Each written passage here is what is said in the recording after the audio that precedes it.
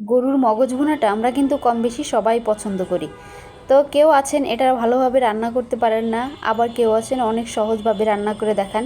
তো আজকে আমি যেভাবে আপনাদের সাথে শেয়ার করব এই গরুর মগজ ভুনাটা, সেটা দেখলে আপনারা অবশ্যই বুঝতে পারবেন কতটা সহজ এই মগজ ভুনাটা রান্না করা।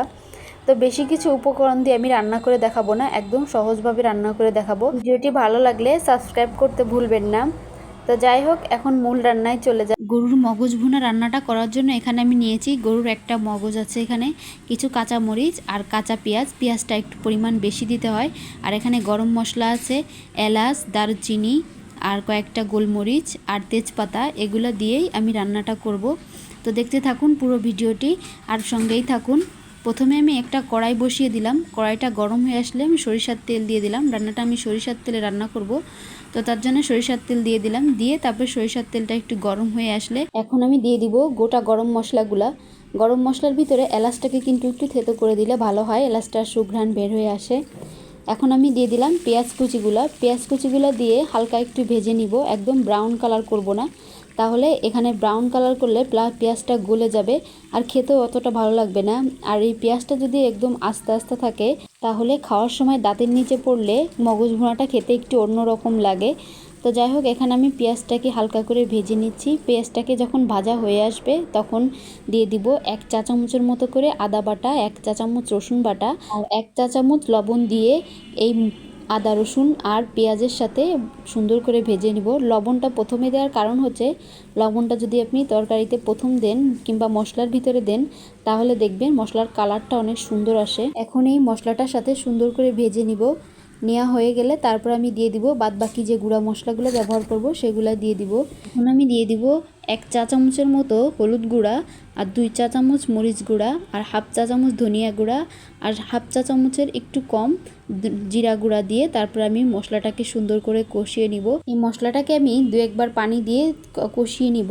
মশলাটা আর কি যত কষাবেন রান্নার স্বাদটাও অত বেশি হয়। আর মগজের ক্ষেত্রে যদি সিদ্ধ মগজ রান্না করেন তাহলে কিন্তু মশলাটা ভালো করে কষিয়ে নিতে হয় যাতে কাঁচা গন্ধটা না থাকে।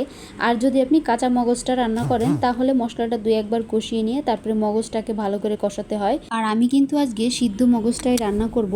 সিদ্ধ মগজটা রান্না করলে খেতে মনে হয় একটু বেশি মজা লাগে। তো আমার বাসার সবাই এভাবে রান্না করলে খেতে অনেক পছন্দ করে, তার জন্য আপনারা চাইলে কাঁচা মগজটাও সেমভাবে রান্না করতে পারেন। এখানে দেখতে পাচ্ছেন মশলাটাকে কিন্তু একটু আমি তেলের মধ্যে ভেজে নিচ্ছি, তারপর আমি পানি দিয়ে কষিয়ে নিব। আর এখানে আমি মগজটাকে এক যে সিদ্ধ করা তারপর আমি একটু চটকে রেখেছি। এখন আমি মশলা কষিয়ে আসলে তার ভিতরে দিয়ে এই যে সুন্দরভাবে কষিয়ে নিচ্ছি। আর মগজ ভুনাতে কিন্তু পানি ইউজ করা যাবে না, সিদ্ধ মগজটা তো সিদ্ধ হয়েই থাকে, শুধু একটু কষিয়ে নিলে, অনেকক্ষণ কষিয়ে নিয়ে যখন তেলটা ছেড়ে আসে তখনই মগজটা ভুনা আসলে হয়ে যায়। তো এখানে আমি মগজটাকে কষিয়ে নিয়ে তারপর কয়েকটা কাঁচা মরিচও দিয়ে দিয়েছিলাম।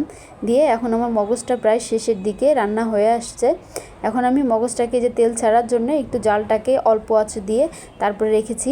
এখন যে তেলটা ছেড়ে আসছে এখন আমি চুলা থেকে নামিয়ে তারপরে আমি একটা প্লেটে আপনাদেরকে আমি সার্ভ করে দেখাবো। এটা এতটা বেশি মজার যে যারা এই মগজ ভুনাটা পছন্দ করেন তারা এভাবে একবার হলেও ট্রাই করে দেখবেন।